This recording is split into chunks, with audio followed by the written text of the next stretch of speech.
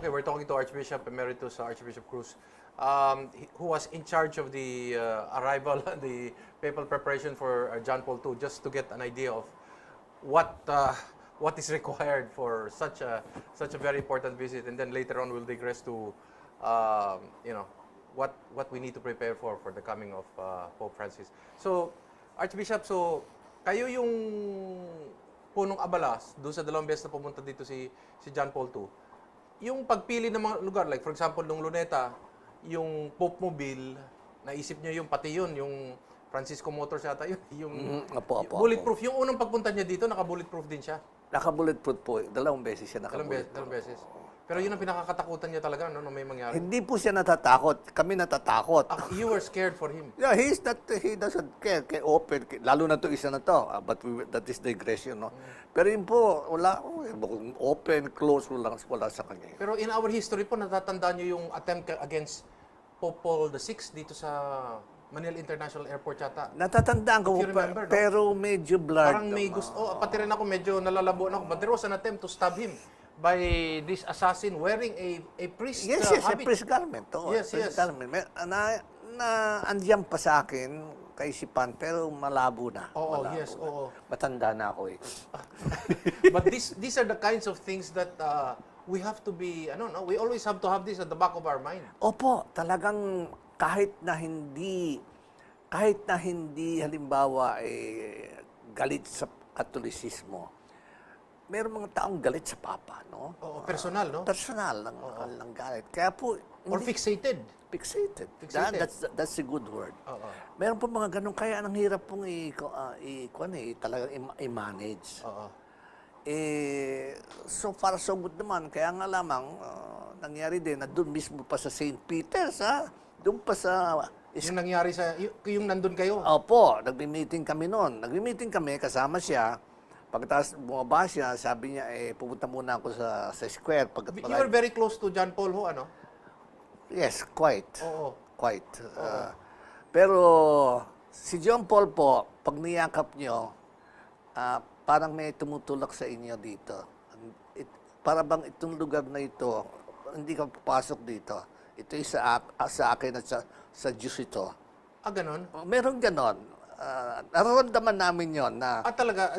How is that? You don't mean physically, but you mean it's an aura that... It's an aura. Okay. So, pagtapos yung magmano, di magyayakapan kayo. Oo. Pag kayo masyadong mahigpit, parang may tumutulak sa inyo. Okay. Okay. Pero hindi siya ang tumutulak sa inyo? Hindi po, basta wala makita nyo lang, parang hindi, huwag ka papasok dito sa Diyos ito sa akin. Pwede ba? Okay. Reserve spaces to. Okay. Minsan nga tinanong ko kay Cardinal Sin, bakit kayo wala niyan? Okay. Sabi ni Cardinal Sin, pareho lang tayo. Oh, okay. Pero siya parang merong ganun. Meron po. Nararamdaman nyo. Nararamdaman But there po. is no push, there is no nudge. Nothing. You just don't... You don't feel that... Pagkalalapit ka, parang nga sinasabing hindi. Something like that. No? Okay. Now, yung nagme-meeting kami po, sabi ko, sandali lang, pupunta ako sa square. Merkulis po noon eh. Yes. At ako'y, mga tayo nandun. So, Okay. nung nga po nabaril, okay? Aha. Kung nabaril siya, yung meeting namin nahinto. Okay. So, alam niyo naman, pag nahinto ang meeting, hindi medyo gusto niya rin pagkat uwi na kayo. Okay. Pang-apat na araw nga namin. So, naghanda na kami, uuwi kami. Dinala po siya sa ospital eh. Yes. Tapos meron pong dumating na kaparasong sulat na kalagay. Continue with the meeting, you are not the one shot. Siya nagsulat ho nun? Ha? Ganon. So tuloy pa rin yung meeting ninyo. Ano mo pinagmi-meetingan ninyo? At talagang mukhang napakalaga. Hindi ko naman tandaan. Hindi ko na po matandaan. Okay. It is perhaps a pro-synodal or post-synodal. But hindi ko na matandaan talaga. But Okay. ang gusto ko lang sabihin talagang natanto ko na kahit saan pumunta ang Papa, may banta sa kanya. Maring hindi banta na of a group or a movement or ideology, pero banta rin ng mga individual perception. Alam nyo, nabanggit nyo yan. Yung kay Pope Paul VI, naka-abito pa ho yun, ang pare, At nakapasok dun sa perimeter na nandun yung si Presidente Marcos at that time pa. Opo, yeah. At sabi ko nga, walang hindi magagawa eh. At kung halimbawa, kung may connivance pa, di lalo na. Oo. Oo. At kung halimbawa talaga, the fellow belongs to a group, mas lalo na. So, maunawaan nyo na medyo mahirap. Pag nakakausap niyo po at that time si Popol the second, nag-i-English po kayo? Opo. He's very fluent in English, and how is that? Ganito po, pupunta ako ron because I also work for other offices there. I go there thrice every 2 months. Okay. And infallibly, I get an invitation for lunch Okay. with him. And Mag-isa lang, dalawa lang kayo? hindi po, merong pang mga iba. Okay, okay. Siguro usually we were about 10 or Okay. And But that's like a cloister. Pag 10 kayo, parang kayo pa rin yun. mga 10 Oo. pa, 10 po kami. Ang mesa ay rectangular, rectangular. Rectangular, oo. Andito siya, kamukha nila supper, no? Oo. Okay. Ako Nasa po- gitna po siya. Nasa gitna siya. Gitna ng table, okay. Opo. Ako po siyempre nasa kanan niya. Ikaw ang pinaka nasa kanan niya. Panay po, pagkakain kami, panay ako nasa kanan niya. Bakit? Buti lang ho, 10 kayo, hindi kayo 12. Kasi may maghuhudas po. Okay, sige. 10 kayo, sige. So nasa kanan po ako, pagkat ang pandinig niya rito, mas mahusay. Sa kanan. Sa kanan. Okay. At ang 3 beses po sa 2 buwan, Okay. kabisado ko na. Okay. Una, darating kami ron.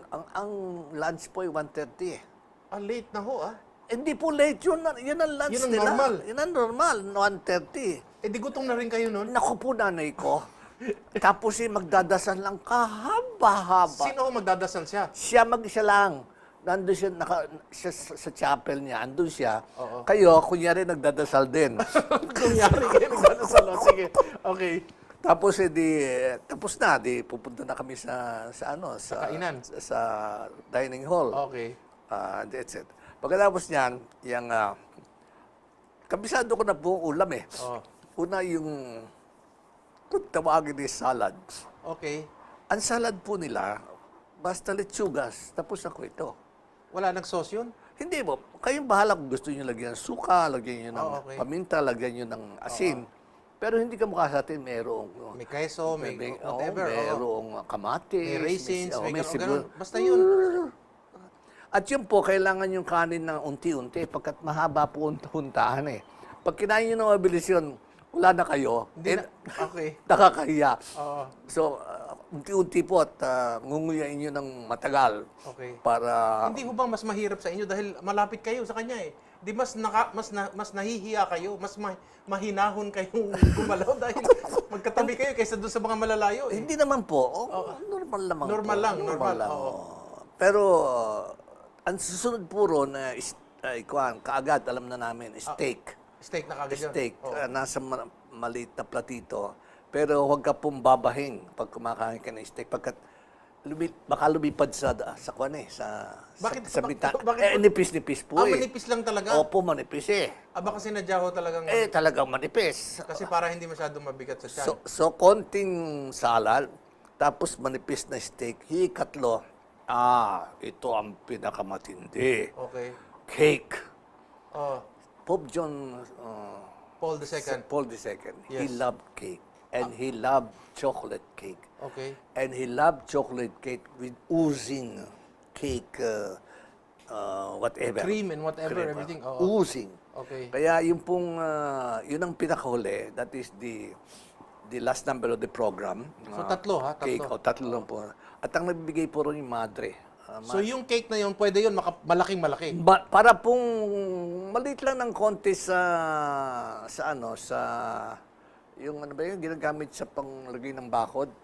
Yung, Okay. yung ano ba tawag yung hollow block. Hollow block. Maliit lang, konti lang doon. Naku, talagang malaki pala. Malaki po. Pag po yung madre, yung ano doon mga kulubot na yung mukha, parang prawns, no? Okay. Ganun siya. Prawns. Okay. Yung pong kanyang spatula yata yun, Oo. hindi nakadiretso, nakaganyan sa bigat. Oo. Pag nilagay sa plato nyo, tug! May sound effect eh. Parang bato, ha? Matindi talaga. Okay. And I hate cakes. But I have to eat it. Kahit konti. Hindi po kailangan yun tapusin. Uubusin nyo talaga? Oo, hindi pwede Paano kung diabetic kayo? Ewan ko siguro. Hindi ko rin, por lo menos siguro, bawal ang diabetic kumain. Ha? Hindi ho ba? Kasi... Yes, but we had, I do not know if they were there. And then what were the discussions po? Ano yung mga pinag-uusapan nyo habang kumakain kayo? Karaniwan po yung tungkol sa bansa nyo. Dito, ang tanong po sa akin siyempre tungkol sa kabataan, ang tungkol sa pamilya. Okay. Hindi nalalayo panay doon. Paano ho niya kayo tinatanong? In English? English po, English po. How does he frame his questions? Like, Gaganyan po siya sa akin, sabihin how are the young people? Mga ganon, mga ganon. Very simple lang. And, tapos paano ho ang mga sagot niyo? Kailangan maiksi lang. maiksi din. Maiksi. Hindi pwedeng mahaba. Kako, they still remember your visit and they're asking, when will you come again? Okay. Hindi nasagot. Ang ganon? Sinasabi niyo yan nung una niya o pangalawa? Pangalawa. Kasi kaya nga naman, hindi na talaga makakasagot. Pero kung sinabi niyo yan ng una siguro, baka... Maaari pa. Baka sabihin, babalik ako. Yung pangalawa ko na tinatanong yan. Yung una hindi pa naman ako as close to him at that time. Yun lang, pagkatapos ng kalawa, yun medyo naging at home na ako sa kanya. That is the question. And then, how about when he asked about the country? How does he ask? Sabi ko nga, young people and families. Families, young people. Young people, families. Panay yun ang focus ng kanyang atensyon. How about with the other people present? He also asked the same questions o iba naman? Iba Meron po ang tinatanong niya, halimbawa yung economy. Isang bansa, has it improved, etc., etc. Meron pa siyang tanong tungkol sa mga military, etc., etc. Meron siyang tanong tungkol sa... Noon pa po, meron na siyang tanong tungkol sa power, sa kuryente. Kayo lang po ang nasa loob ng kwarto o merong Swiss guard sa loob? Nakasarap po. Nakasarap. Yung Swiss guard nasa labas? Sa labas po. Walang So kayo lang nasa loob? Kami lang at saka yung madre na nagbibigay ng cake na mabigat. At yung nagsiserve ho ng pagkain, madre din? Madre din po. Yung ano na yun? Madre. Isa lang siya? Dalawa po sila. Tapos po mawawala na. Pagka-serve, mawawala na. Tapos mag-aantay. Ano ho kayo? May tubig or wine ng... Tubig po. Hindi wine? Hindi. Ganun ha? Because hindi ho ba usually, European ho yan. Sa atin siguro hindi tayo sanay. Tubig talaga. Pero mangyayari kasi sa siguro... Europe, di ba ho, wine talaga ang ano Siguro karaniwan kasi ang pagka-meeting namin, karaniwan mga Asian bishops Kaya tubig. Kaya tubig. Meron siya yata, pero tubig karaniwan. Pero kung siguro kung European yun, baka wine ang... Mga wine naman ang sinisilbi. Ang siniserve, ano? Alam niyo ba, iba-ibang ang lahi ang kasama niya. At karaniwan nga may pagpupulong kaya nagkakasama-sama.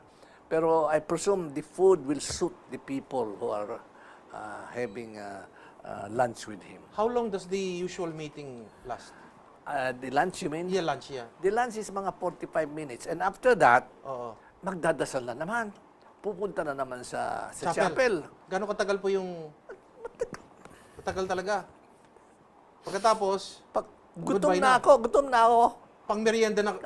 Aabot na kayo sa merienda, no? Ha? Gutom na po ako. Gano'ng katagal ho? Matagal po No, pero usually, how long is 45 minutes after that? How long is the prayer? Another 15 minutes? 20, mga 25, things like that. Matagal po So, mga tapos kayo, mga 3 o'clock, 4 o'clock? Tsaka, And because ang meeting po kasi doon, it starts at 4. 4 to 6 po sa hapon. Ang meeting sa hapon, 4 to 6. Ang meeting sa umaga is 10 to 12. Okay. 10 to 12, 21. Okay. That is the schedule there. Okay. We're going to pause for our final break, and then in our final break, we'll discuss the significance, the insights on the coming of Pope Francis when we return.